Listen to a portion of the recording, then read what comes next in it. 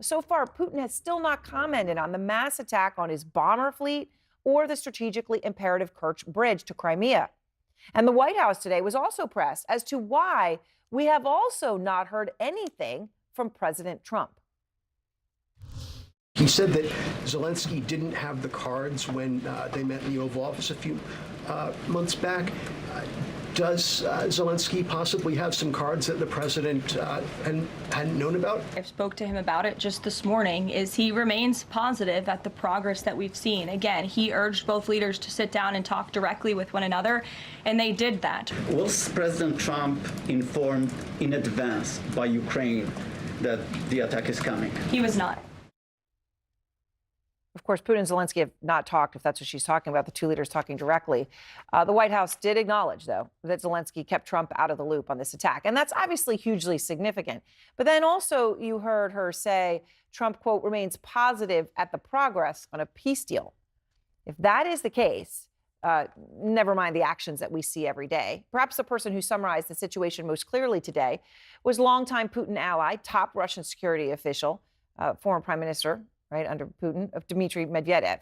He posts online, the negotiations in Istanbul are not needed for a compromised peace on unrealistic conditions invented by someone, but for our speedy victory. For our speedy victory. That's what this is all about. The Russian regime, actually honest there in that case, that what they're looking for is not a peace by any sign of ceasefire. They're looking for a victory. And on the actual front lines, Putin's new offensive, launched amidst these peace talks, is paying off. Putin's army quickly closing in on the Ukrainian city of Sumy, where civilians were killed in Russian strikes today. Putin's unrelenting push for total victory and targeting of civilians has pushed many Senate Republicans over the line. About 4 dozen Senate Republicans are now backing a bill that would add even more sanctions on Russia. By the way, person sponsoring the bill, Trump's close ally, Lindsey Graham, lead sponsor of the bill. But as for Trump, he is silent. Kristen Holmes is out front live outside the White House to begin our coverage tonight. And Kristen, I know you're learning new information right now as I talk about Trump being silent. He has publicly been silent on these sanctions, but you're learning more about where he actually stands on them? Yeah, that's right, Aaron. I'm told that he is really sitting back here to watch this entire situation unfold. They are saying that it's unlikely he's going to issue any sanctions, despite the fact that Carolyn Levitt today up there during this press briefing essentially said that senators, those people on Capitol Hill, know that he is the commander in chief, that they should defer to him. But it seems unlikely that there's going to be any deal anytime soon. And we know that was one of the reasons that Donald Trump was waiting to impose these sanctions, or at least said so. He didn't want to impact any deal. But as you also noted, Donald Trump, the White House here, acknowledging, confirming that Ukraine did not give them a heads up before the drone attack over the weekend. But we still haven't heard from President Trump. And I am told that this is all part of one strategy, which is just to see exactly how this plays out. You are right. There's not been a situation in which Zelensky and Putin have sat down, had direct talks. However, the White House looks at this as some sort of a win when you see the two sides talking directly, that they were not talking before. Now you have them sitting down together. You have the United States kind of pulling out of that. Remember, we didn't send a representative to those talks in Istanbul. Again, what they want out of that doesn't seem as though what Donald Trump is saying is going to come out of those talks. Obviously, when you hear Russia saying this is all about their ultimate victory, but they are looking at this as a step-by-step process. And one of the things that we have to note, Donald Trump has systematically been trying to pull himself out of the negotiations. He is trying to say this is Russia's war, this is Zelensky's war, that this is Biden's war. Clearly here trying to take the United States out of this situation. But as you said, there's this bill on Capitol Hill. There are these senators who are trying to push through these high sanctions, trying to make Russia be held accountable. Whether or not Donald Trump can just sit on the sidelines for the extended amount of time remains to be seen. All right, Kristen, thank you very much with that new reporting from the White House tonight.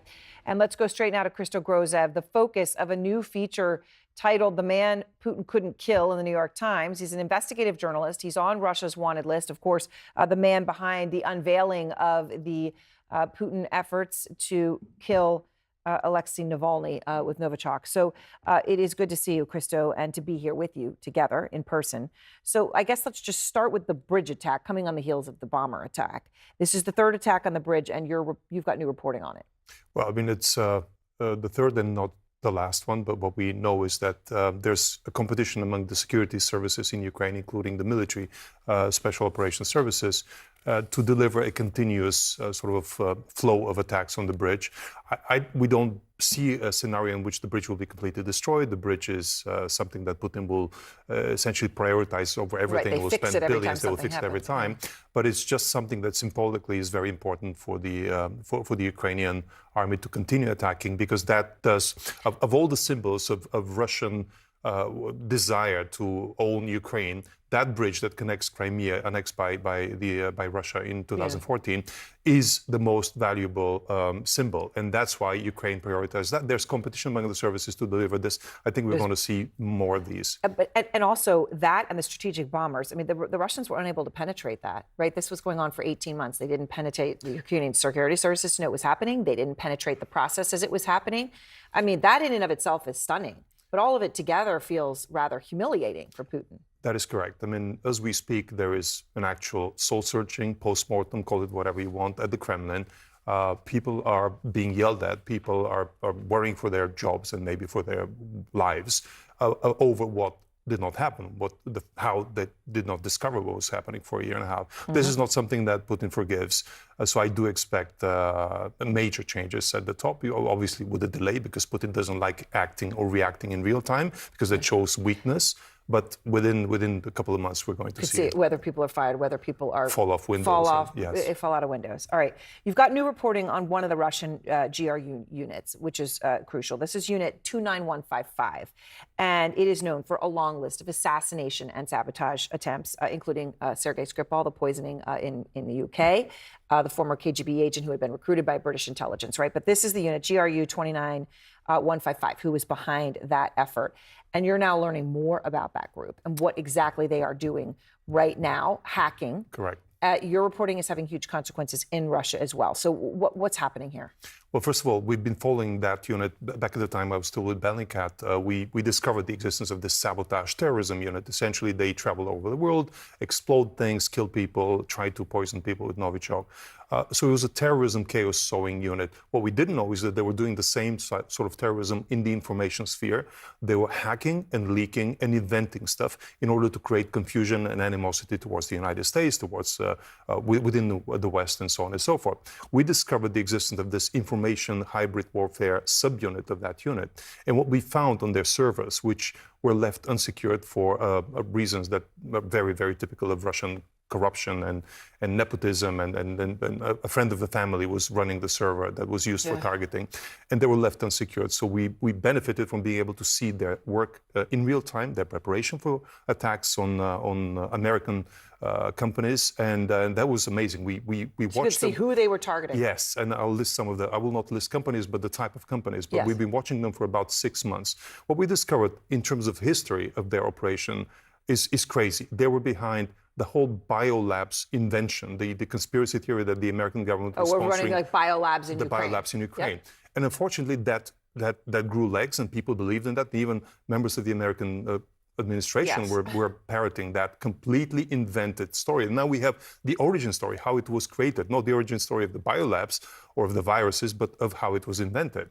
And they sponsored Western journalists to actually purvey this story for the rest of the world. We discovered that they were behind an effort to stimulate a civil war in Ukraine in 2021, before the invasion, before the actual invasion took place.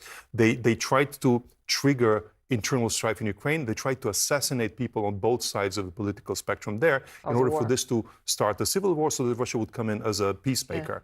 And we discovered a lot of other crazy things, but let me move to the hacking part, because that is something that is still ongoing and has potential to damage. We discovered a list of 165 companies or websites that are on their hacking plan, on their hacking targeting list. And those included companies that you would expect from a malign actor like Russia, the Ukrainian Ministry of Defense, the Ukrainian Atomic Agency, and so on and so forth. But we discovered things that should not be ever have any legitimacy to be targeted, such as Colorado State University. That's the only one I will mention because it's not a company. But why would the Russian hackers Colorado be? State University and a lot of American companies. Yes. Well, pharma companies, biotech companies, the main IT provider to the